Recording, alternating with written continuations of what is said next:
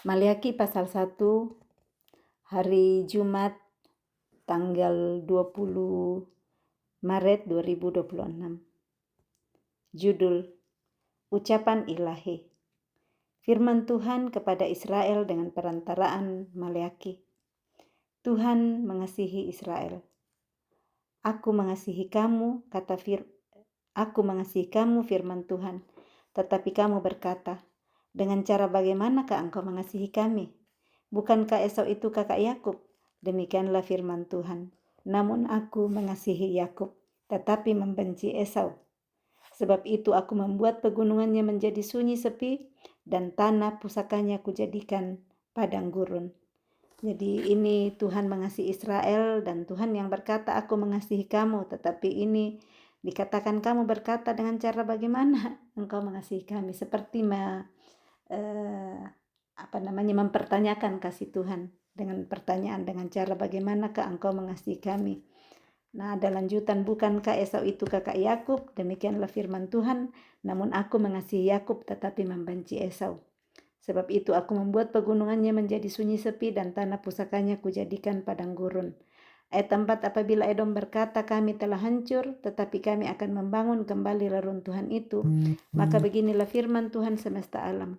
Mereka boleh membangun, tetapi aku akan merobohkannya, dan orang akan menyebutkannya daerah kefasikan dan bangsa yang kepadanya Tuhan murka sampai selama-lamanya.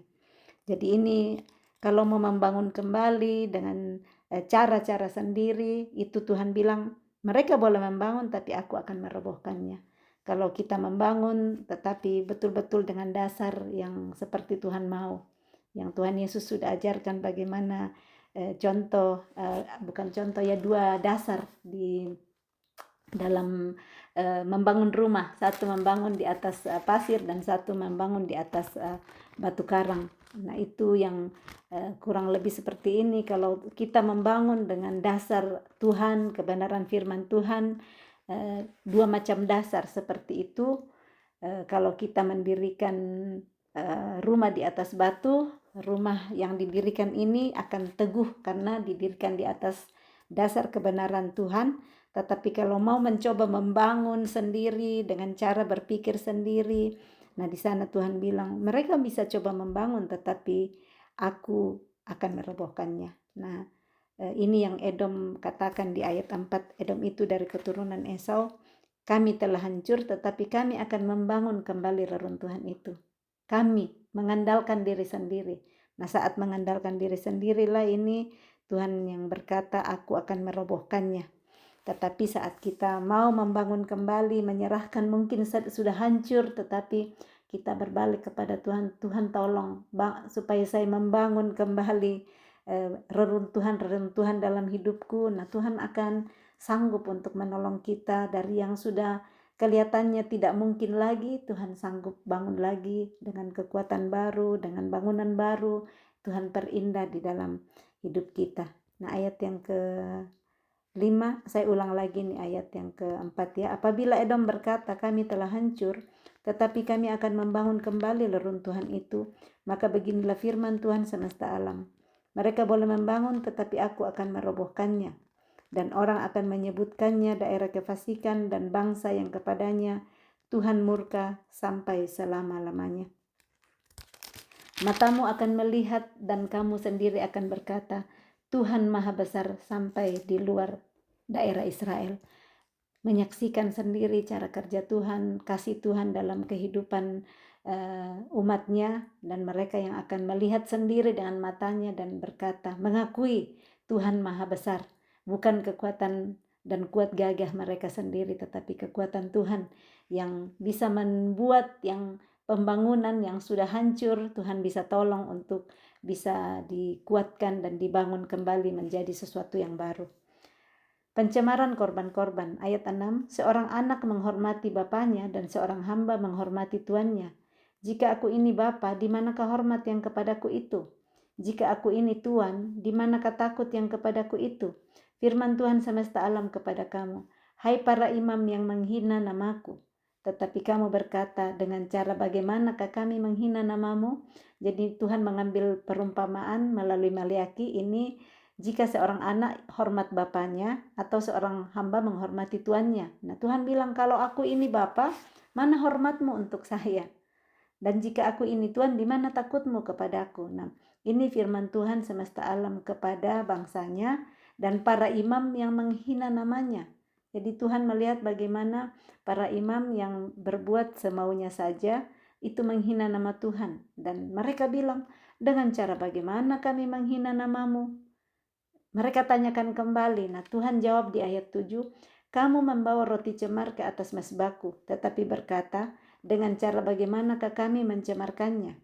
Dengan cara menyangka meja Tuhan boleh dihinakan. Jadi Tuhan yang jawab bahwa kamu membawa roti cemar ke atas mezbahku. Dan mereka pikir itu bukan mencemarkan, bukan menghina Tuhan. Ayat 8, apabila kamu membawa seekor binatang buta untuk dipersembahkan, tidakkah itu jahat? Apabila kamu membawa binatang yang timpang dan sakit, tidakkah itu jahat? Cobalah menyampaikannya kepada bupatimu. Apakah ia berkenan kepadamu apalagi menyambut engkau dengan baik? Firman Tuhan semesta alam. Jadi ini Tuhan jawab, kamu membawa persembahan, membawa seekor binatang dipersembahkan, tapi binatangnya binatang buta. Nah, ini kamu bawa binatang tapi timpang, sakit. Nah, Tuhan bilang, apakah itu tidak jahat kepadaku, tidak menghormati aku? Dia bilang, cobalah sampaikan itu ke bupatimu. Bawakan bupatinya binatang buta, binatang timpang. Apakah bupatinya akan berkenan kepada persembahan seperti itu?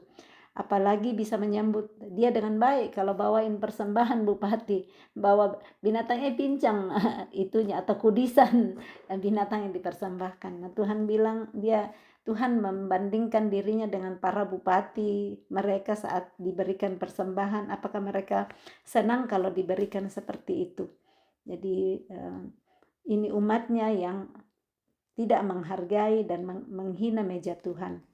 Ayat 9, maka sekarang cobalah melunakkan hati Allah supaya ia mengasihani kita. Dari setelah mempersembahkan yang tidak benar, cobalah untuk lunakkan hati Tuhan.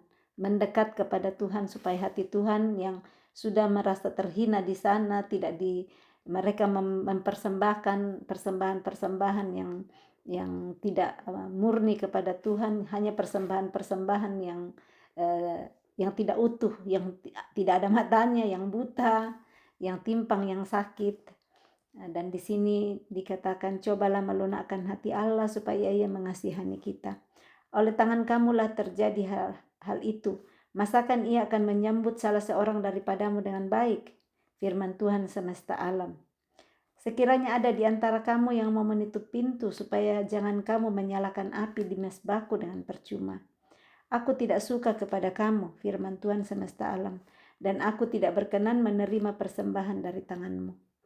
Sebab dari terbitnya sampai kepada terbenamnya matahari, namaku besar di antara bangsa-bangsa, dan di setiap tempat dibakar dan dipersembahkan korban bagi namaku, dan juga korban sajian yang tahir, sebab namaku besar di antara bangsa-bangsa, firman Tuhan semesta alam. Jadi ini Tuhan jujur-jujuran, tegas-tegasan berkata, aku tidak suka kepada kamu. Aku tidak berkenan menerima persembahan dari tanganmu. Tuhan gak bermanis-manis bilang, oh ya gak apa-apa, terima. Padahal buta, padahal pincang, padahal sakit, kudisan. Tuhan bilang, aku tidak berkenan menerima persembahan dari tanganmu. Karena Tuhan yang berkata di sini, namaku dari terbitnya sampai kepada terbenamnya matahari, namaku besar di antara bangsa-bangsa. Lihat nih, aku besar, bupatimu itu tidak sebanding dengan aku. Nah, kepada bupatimu pasti engkau gak bawa binatang buta, binatang timpang. Nah, ini namaku besar, diingatkan bahwa dari terbitnya sampai kepada terbenamnya matahari, namaku besar di antara bangsa-bangsa. Tuhan itu jauh lebih besar dari semua yang ada di bumi. Jauh lebih tinggi dari semua pemerintah-pemerintah yang ada. Dia patut untuk dihormati. Dia tidak layak untuk menerima persembahan yang seperti mereka persembahkan, seperti Tuhan katakan di ayat yang ke-8. Dan di setiap tempat dibakar dan dipersembahkan korban bagi namaku, dan juga korban sajian yang tahir. Sebab namaku besar di antara bangsa-bangsa, firman Tuhan semesta alam. Tetapi kamu ini menajiskannya karena kamu menyangka meja Tuhan memang cemar dan makanan yang ada di situ boleh dihinakan. Jadi salah sangka, lihat, ya di meja Tuhan bisa dicemarkan, boleh dihinakan makanan yang ada. Malah lebih menghargai manusia daripada Tuhan. Ya, Tuhan mau kita, dialah satu yang terlebih utama dari segala sesuatu, kita tinggikan dan muliakan dia. Ayat 13, kamu berkata, lihat alangkah susah payahnya, dan kamu menyusahkan aku, firman Tuhan semesta alam. Kamu membawa binatang yang dirampas, ini bahkan binatang rampasan, binatang curian yang dikasih untuk persembahan. Binatang yang timpang dan binatang yang sakit.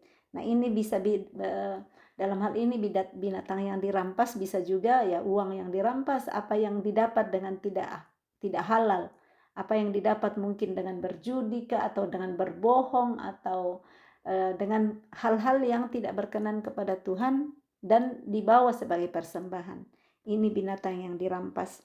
Binatang yang timpang dan binatang yang sakit, kamu membawanya sebagai persembahan ya, yang tidak dipakai aja yang dikasih kepada Tuhan. Nah, seperti itu juga waktu kita. Apakah kita mau mempersembahkan waktu kita kepada Tuhan atau sisa-sisa waktu kita saja yang kita mau kasih kepada Tuhan.